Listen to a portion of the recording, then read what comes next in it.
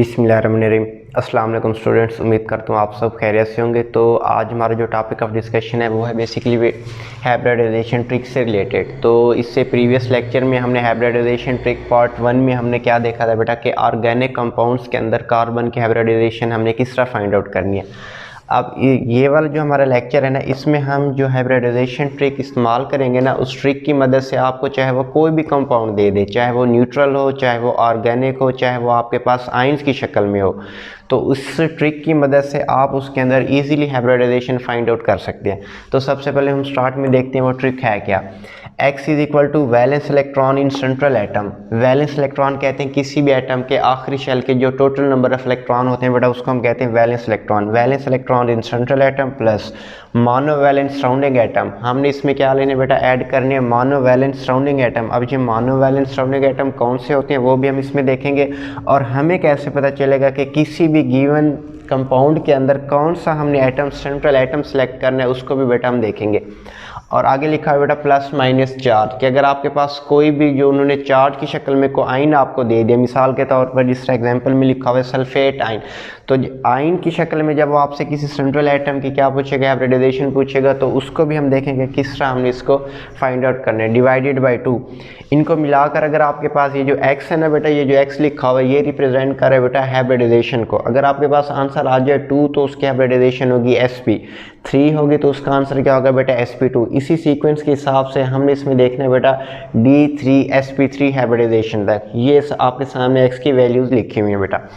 अब हम आ जाते हैं कि हमें कैसे पता चलेगा कि सेंट्रल एटम क्या होता है। याद रखिएगा सेंट्रल एटम हमेशा वो होगा जो लेस इन नंबर होगा, गिवन मॉलिक्यूल के अंदर जो तादाद में कम होगा, जो वो ही आपके पास क्या होगा बेटा, सेंट्रल एटम होगा। इसको अभी हम एग्जांपल से भी देखेंगे। अगर दो सेम आ जाएं, अगर दो सेम आ जाए, मिसाल के तौर पर दोनों लेस इन नंबर हो, वो भी तादाद में एक हो, दूसरा भी तादाद में एक हो, तो उस सूरत हाल में आप लीस्ट इलेक्ट्रोनेगेटिव एटम को सिलेक्ट करोगे जो उसमें इलेक्ट्रोनेगेटिविटी में कम हो। तीसरा पॉइंट क्या है बेटा कि हाइड्रोजन और फ्लोरीन कभी भी सेंट्रल एटम नहीं हो सकते। उसके बाद लिखा हुआ है monovalent surrounding atom. Monovalent surrounding atom ये जो आपके सामने लिखे हुए हैं 5, बस यही आपने इनको इंक्लूड करना है बस। उसमें हाइड्रोजन है, फ्लोरीन है, क्लोरीन है, ब्रोमीन है और आयोडीन है। अब हम आ जाते हैं इसमें इसके सोल्यूशन की तरफ। एग्जांपल में देखें बेटा, ये लिखा हुआ है CH4, तो इसमें CH4 के अंदर लेस इन नंबर कौन है बेटा, कार्बन। तो आपने सेंट्रल एटम किसको सिलेक्ट करना है बेटा, कार्बन को। तो कार्बन के वैलेंस शेल में कितने इलेक्ट्रॉन होते हैं बेटा, 4 इलेक्ट्रॉन होते हैं, चौथे ग्रुप का मेंबर है। अब उसके साथ हाइड्रोजन आया हुआ है, ये देखें मोनोवैलेंट सराउंडिंग एटम्स में हाइड्रोजन इंक्लूड है ना, तो तादाद में कितने आपके पास बेटा, 4 हैं। जितने भी उसने आपको मोनोवैलेंट हाइड्रोजन एटम दिए उसको आपने क्या कर देना है बेटा, ऐड कर देना है। कि अब आगे लिखा है प्लस माइनस चार्ज। CH4 के ऊपर आपको कोई चार्ज नज़र आ रहा है बेटा, कोई चार्ज नहीं नज़र आ रहा है ना, तो सीधा सीधा इसको डिवाइडेड बाई क्या कर देंगे, 2। 4 + 4 डिवाइडेड बाई 2, आंसर आपके पास क्या आ जाएगा बेटा, 4। 8 डिवाइडेड बाई 2 आंसर क्या आ जाएगा, 4। 4 के लिए आंसर क्या होता है बेटा, sp3। तो इसके अंदर जो हाइब्रिडाइजेशन होगी वो क्या होगी बेटा, sp3। इसी तरह CCl4 में आ जाए बेटा। CCl4 के अंदर सेंट्रल एटम आप किसको लेंगे, कार्बन को। हमें कैसे पता चलेगा, क्योंकि वो लेस इन नंबर है। कार्बन के वैलेंस शेल में कितने होते हैं बेटा, 4 इलेक्ट्रॉन। उसके साथ सराउंडिंग एटम में 4 क्लोरीन लिखे हुए हैं, ये देखें मोनोवैलेंट सराउंडिंग एटम में क्लोरीन भी लिखा हुआ है ना। जितने भी लिखे हुए मोनोवैलेंट सराउंडिंग एटम वो सारे इंक्लूड करो, चाहे वो सेम हो चाहे वो डिफरेंट हो। तो 4 क्लोरीन एटम इसमें ऐड हो गए डिवाइडेड बाई 2, क्योंकि 4 तो हमें कोई नज़र ही नहीं आ रहा ना बेटा, तो इसी वजह से 4 + 4 डिवाइडेड बाई 2 आंसर आएगा 4। और 4 जब आंसर आता है तो उसकी हाइब्रिडाइजेशन क्या होती है बेटा, sp3।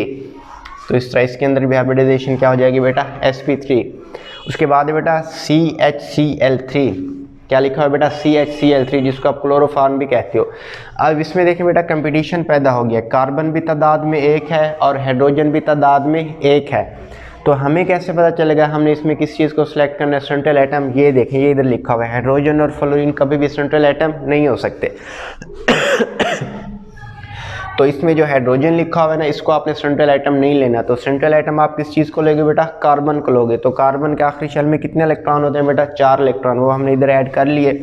अब देखें बेटा हाइड्रोजन भी आया हुआ है, क्लोरीन भी आया हुआ है। हाइड्रोजन और क्लोरीन ये दोनों बेटा मोनोवैलेंट सराउंडिंग एटम्स में इंक्लूडेड है अकॉर्डिंग टू ट्रिक। तो इसी वजह से एक हाइड्रोजन है और आपके पास 3 क्लोरीन है, 3 और 1 कितने हो जाएंगे बेटा, 4 डिवाइडेड बाई 2। तो इसका आंसर भी क्या आ जाएगा बेटा, sp3 हाइब्रिडाइजेशन। ठीक है ना बेटा। अब नेक्स्ट अगले स्टेप में आ जाए बेटा, CO2। कार्बन डाइऑक्साइड, ठीक है ना बेटा।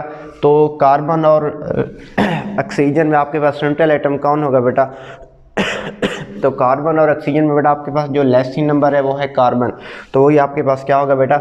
Central atom. तो कार्बन के आखिरी शेल में कितने इलेक्ट्रॉन होते हैं बेटा? 4 इलेक्ट्रॉन होते हैं। अब उसके साथ बेटा मोनोवैलेंट देखें, उसकी जगह क्या लिखा हुआ बेटा? ऑक्सीजन।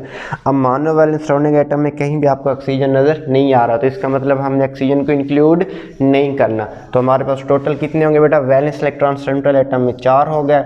आगे मोनोवैलेंट सराउंडिंग एटम हमारे पास क्या है बेटा? 0 हैं। 4 तो क्या आपको नज़र ही नहीं आ रहा, डिवाइडेड बाई 2। तो आंसर क्या आ रहा है बेटा? 2। अगर 2 आ रहा है तो कौन सी हाइब्रिडाइजेशन होगी बेटा? sp। आपके पास कौन सी हाइब्रिडाइजेशन होगी बेटा? sp। उसके बाद नेक्स्ट आ जाए बेटा H2O के अंदर आ जाए बेटा। तो H2O के अंदर बेटा आपको देखें सेंट्रल एटम कौन बेटा आपको नज़र आ रहा है? लेसिन नंबर आपके पास क्या है बेटा? ऑक्सीजन है। तो जो चीज़ लेसिन नंबर है उसको आपने क्या लेना है बेटा? सेंट्रल एटम लेना है। तो ऑक्सीजन के आखिरी शेल में होते हैं बेटा 6 इलेक्ट्रॉन, उसमें आपको 2 मोनोवैलेंट हाइड्रोजन एटम नज़र आ रहे हैं। ये मोनोवैलेंट सराउंडिंग एटम है, ये हाइड्रोजन लिखा हुआ है।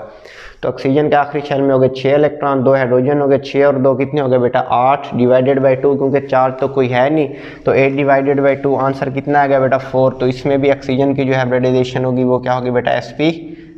ट्रिक आपके सामने ऊपर लिखी हुई है, जस्ट आपने इसको अप्लाई करते जाना है, कोई भी मुश्किल नहीं है, ठीक है ना बेटा। अब आप आ जाए बेटा NH3।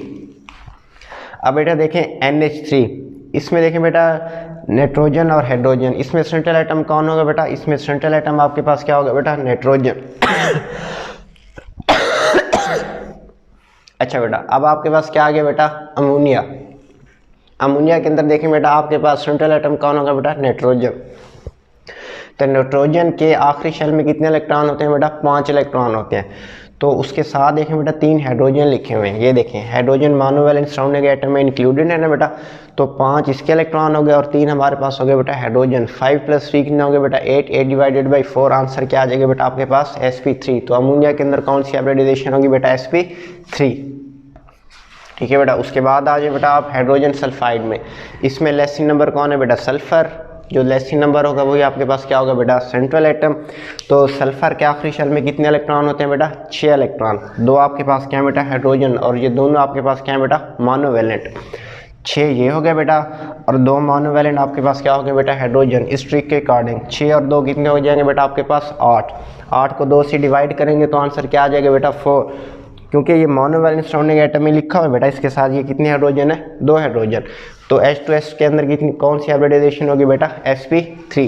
तो ये भी आपके पास क्लियर हो गई। उसके बाद है बेटा बेरिलियम क्लोराइड, क्या लिखा है बेटा? Beryllium chloride. अब बेरिलियम क्लोराइड में देखें बेटा आपके पास सेंट्रल एटम कौन है? लेसिन नंबर में बेरिलियम है। कौन है बेटा? बेरिलियम। तो बेरिलियम का एटॉमिक नंबर होता है 4, इसके आखिरी शेल में होते हैं बेटा 2 इलेक्ट्रॉन। 2 इसमें मोनोवैलेंट क्या है बेटा? क्लोरीन। 2 इसके इलेक्ट्रॉन हो गए, 2 मोनोवैलेंट क्लोरीन हो गए। 2 + 2 क्या हो जाएंगे? 4, क्योंकि 4 तो इसके ऊपर कोई है नहीं। 4 को 2 से डिवाइड करेंगे, आंसर क्या आएगा बेटा? 2। तो बेरिलियम क्लोराइड के अंदर कौन सी हाइब्रिडाइजेशन है बेटा? sp hybridisation. कौन सी हाइब्रिडाइजेशन है बेटा? sp hybridisation. उसके बाद लिखा है बेटा BF3, बोरान ट्राईफ्लोराइड। अब इसमें देखें बेटा लेसिन नंबर कौन है बेटा? बोरान। तो बोरान के आखिरी शेल में होते हैं बेटा 3 इलेक्ट्रॉन, 3 फ्लोरीन। ये देखें बेटा ये मोनोवैलेंट सराउंडिंग एटम में इंक्लूडेड है, तो 3 बोरान के इलेक्ट्रॉन हो जाएंगे और 3 आपके पास मोनोवैलेंट सराउंडिंग एटम हो जाएंगे।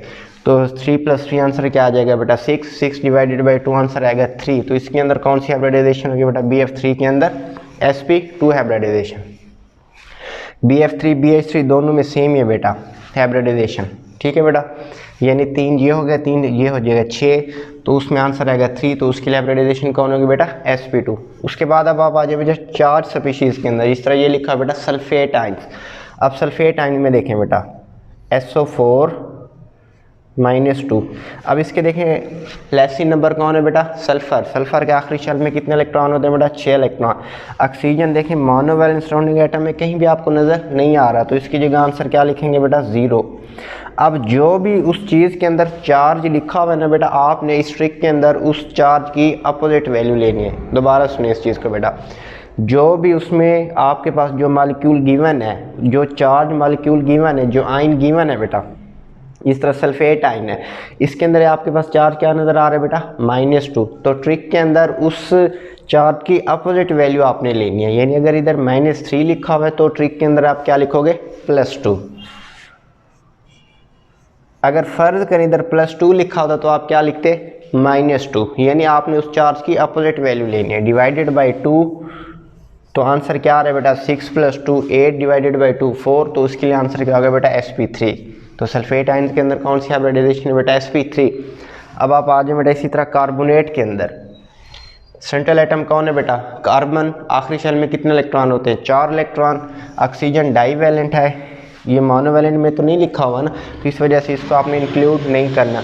अब -2 लिखा हुआ है तो -2 का लोट क्या होगा, +2, यानी आप इधर लिखोगे 4 और आगे क्या लिखोगे, +2 डिवाइडेड बाई 2, तो आंसर क्या आ रहा है बेटा, 3। अब 3 के लिए कौन सी हाइब्रिडाइजेशन होती है बेटा, sp2। तीसरा कार्बोनेट के अंदर भी आपको हाइब्रिडाइजेशन पता चल जाएगी। उसके बाद नेक्स्ट आ जाए बेटा बाईसल्फेट, HSO4-। अब इसमें देखें कंपटीशन पैदा हो गया, ये भी लेसिन नंबर है, सल्फर भी लेसिन नंबर है, दोनों तादाद में 1 1 है। तो मैंने लिखा हुआ बेटा हाइड्रोजन और फ्लोरीन कभी भी सेंट्रल एटम नहीं हो सकते, तो इसका मतलब हम इसमें सेंट्रल एटम सल्फर को लेंगे। तो सल्फर के आखिरी शेल में होते हैं बेटा 6 इलेक्ट्रॉन और एक हाइड्रोजन है उसमें बेटा। अब उसके ऊपर 4 लिखा हुआ बेटा -1, इसके -1 की उलट वैल्यू क्या होगी बेटा, +1। तो ट्रिक में हम इसके लिए क्या इस्तेमाल करेंगे बेटा, +1 डिवाइडेड बाई 2, 6 1 1 क्या हो जाएगा बेटा, 8 डिवाइडेड बाई 2 4। तो HSO4 या बाईसल्फेट के अंदर क्या होगी बेटा, सल्फर की हाइब्रिडाइजेशन sp3। उसके बाद है बेटा बाईकार्बोनेट। अब इसमें भी देखें हाइड्रोजन और कार्बन में कंपटीशन पैदा हो गया, दोनों तादाद में लेस हैं, तो इसमें सेंट्रल एटम कौन होगा बेटा, हाइड्रोजन और फ्लोरीन तो सेंट्रल एटम नहीं हो सकते, तो इसमें बेटा क्या होगा, कार्बन होगा आपके पास सेंट्रल एटम। तो कार्बन के आखिरी शेल में कितने होते हैं बेटा, 4 इलेक्ट्रॉन, एक मोनोवैलेंट हाइड्रोजन है, 4 और 1 कितने हो जाएंगे बेटा, 5।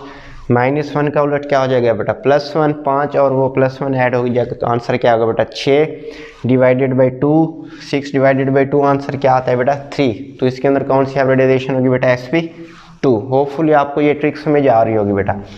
अब इस पे आ जाए बेटा, SO3 के अंदर लेसिन नंबर सल्फर है, इसके आखिरी शेल में होते हैं बेटा 6 इलेक्ट्रॉन। ऑक्सीजन जो है वो मोनोवैलेंट सराउंडिंग एटम में इंक्लूड नहीं है, बस यही जो मैंने लिखे हैं ना, यही मोनोवैलेंट सराउंडिंग एटम होंगे बस बेटा। तो 6 डिवाइडेड बाई 2, आंसर क्या आता है बेटा, 3। तो 3 है तो उसकी हाइब्रिडाइजेशन क्या होगी बेटा, sp2। इसी तरह SO2 के अंदर भी वही फिनोमिना है, सल्फर, उसमें आप क्या लेंगे बेटा, उसके वैलेंस इलेक्ट्रॉन लेंगे, 6 वैलेंस इलेक्ट्रॉन है। ऑक्सीजन इसमें क्या है बेटा, मोनोवैलेंट में इंक्लूड नहीं है, तो ऑक्सीजन को आपने इसमें इंक्लूड नहीं करना। 6 डिवाइडेड बाई 2, आंसर 3, वो हाइब्रिडाइजेशन क्या हो जाएगी बेटा आपके पास, sp2। उसके बाद नेक्स्ट आप आ जाए बेटा NH2- में। अब इसमें देखिए बेटा लेसिन नंबर नाइट्रोजन है, तो नाइट्रोजन के आखिरी शेल में कितने इलेक्ट्रॉन होंगे बेटा, 5 इलेक्ट्रॉन। 2 हाइड्रोजन है, दोनों हाइड्रोजन मोनोवैलेंट सराउंडिंग एटम में आ रहे हैं ना बेटा, तो 5 और ये 2 ऐड करोगे क्या हो जाएगा बेटा, आंसर 7। अब इसमें 4 लिखा हुआ है -1, -1 का उलट क्या लोगे बेटा, +1, ठीक है ना बेटा। तो ये हो जाएंगे बेटा 5 और 2 7 और +1 कितना हो जाएगा बेटा, 8। 8 डिवाइडेड बाई 2, आंसर आएगा 4। तो 4 के लिए हाइब्रिडाइजेशन क्या होगी बेटा, sp3। गुड। अब इस पे आ जाए बेटा NH4+ में, इसमें सेंट्रल एटम कौन होगा बेटा, नाइट्रोजन, लेसिन नंबर यही है। इसके आखिरी शेल में कितने इलेक्ट्रॉन है, 5 इलेक्ट्रॉन। 4 इसमें मोनोवैलेंट हाइड्रोजन है, 5 और 4 कितने हो जाएगा बेटा, 9। अब इसमें 4 लिखा हुआ है +1, इसका उलट क्या लोगे बेटा, -1। तो 9 में -1 करेंगे तो आंसर क्या आएगा बेटा, 8 डिवाइडेड बाई 2, आंसर क्या आ रहा है, 4। तो इसका मतलब इसके अंदर कौन सी हाइब्रिडाइजेशन है, sp3। Very good. तो ये भी पता चल गया आपको और ये भी पता चल गया होगा। उसके बाद बेटा आ जाए I3-। अब इसके अंदर देखें ये किस तरह है, ठीक है ना बेटा। अब इसमें अगर आप गौर से देखें तो आपको कन्फ्यूजन हो रही होगी कि हमें कैसे पता चलेगा कि हमने कौन सा सेंट्रल एटम लेना है और कौन से हमने उसमें मोनोवैलेंट सराउंडिंग एटम लेने हैं। तो ये लिखा है बेटा I3-, सेम ही चीज़ आपको नज़र आ रही है ना बेटा। तो इसके अंदर कोई एक तो सेंट्रल एटम ज़रूर होगा ना बेटा, तो एक आयोडीन आपने उसमें क्या करना है बेटा, सेंट्रल लेना है। तो एक आयोडीन सेंट्रल हो जाएंगे, बाकी कितने बच जाएंगे बेटा, 2 आयोडीन। वो 2 आयोडीन देखें, आयोडीन इसमें लिखा हुआ है ना मोनोवैलेंट सराउंडिंग एटम में, तो 2 आयोडीन को आपने मोनोवैलेंट सराउंडिंग एटम लेना है। यानी इस I3- के अंदर एक आयोडीन सेंट्रल होगा और 2 आयोडीन आपके पास क्या होंगे बेटा, सराउंडिंग होंगे, मोनोवैलेंट सराउंडिंग। तो आयोडीन के आखिरी शेल में होते हैं बेटा 7 इलेक्ट्रॉन, 2 मोनोवैलेंट आयोडीन हो गया +2। अब ये लिखा हुआ बेटा -1, तो -1 का उलट क्या होगा ट्रिक के अकॉर्डिंग, +1।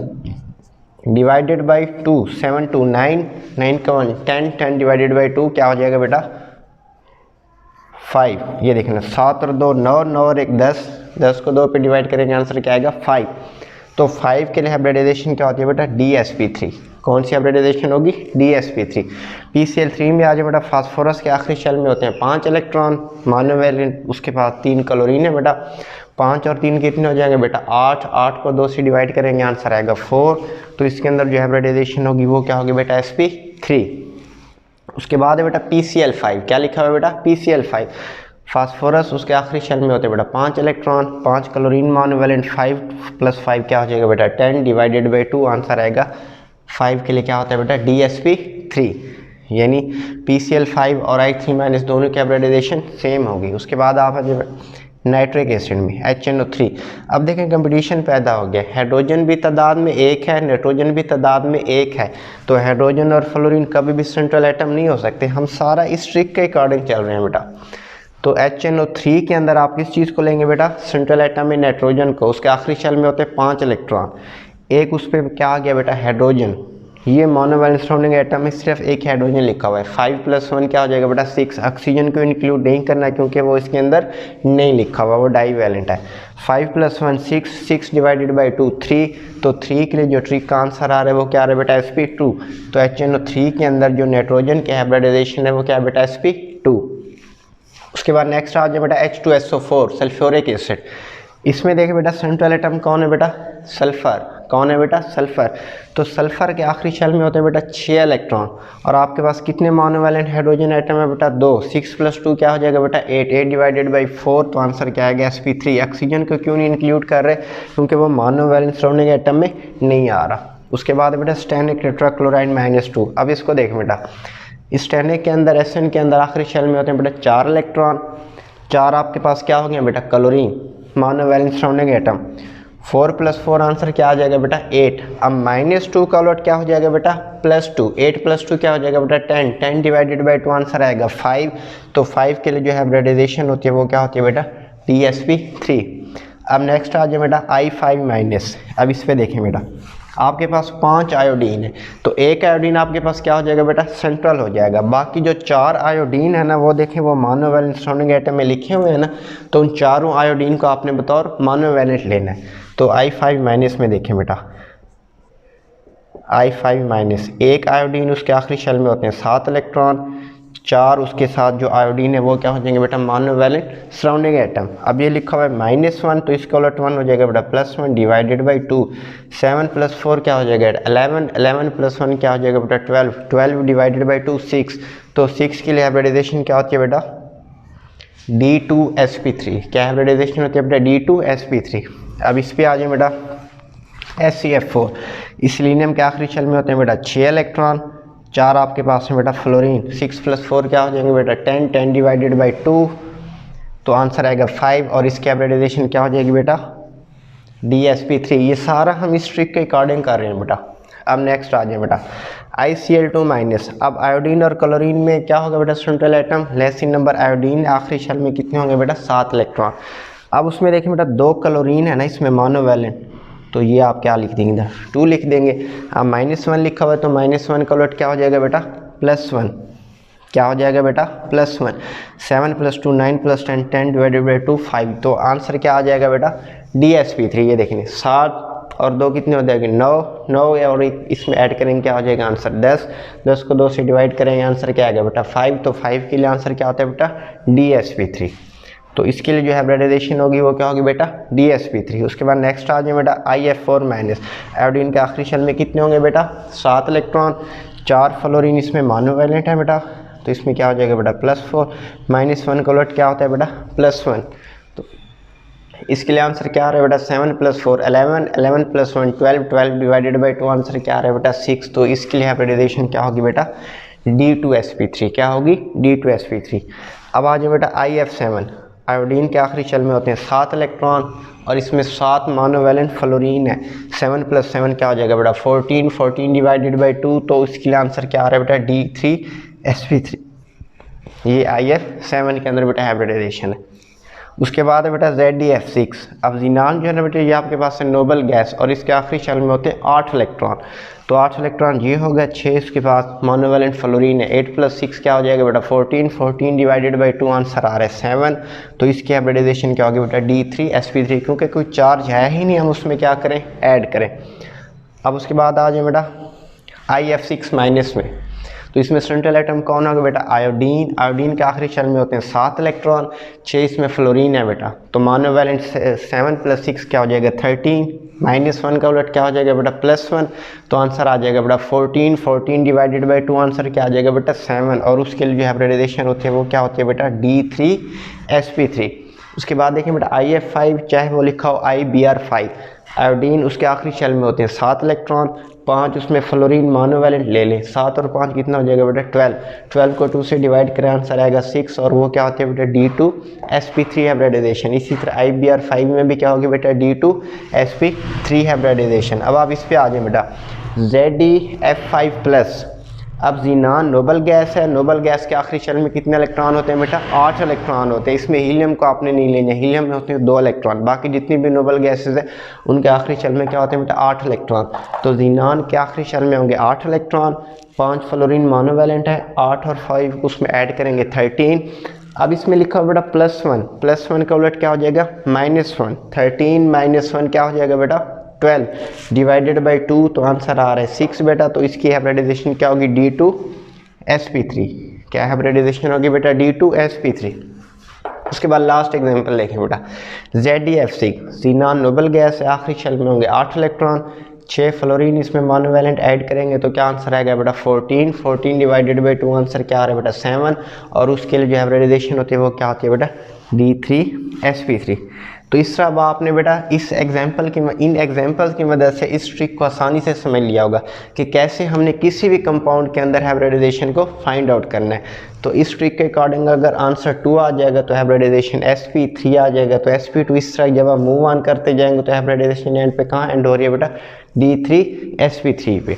तो होपफुली आपको आज के लेक्चर में बेटा समझ आ गया होगा। तब तक नेक्स्ट लेक्चर के लिए अल्लाह हाफिज़।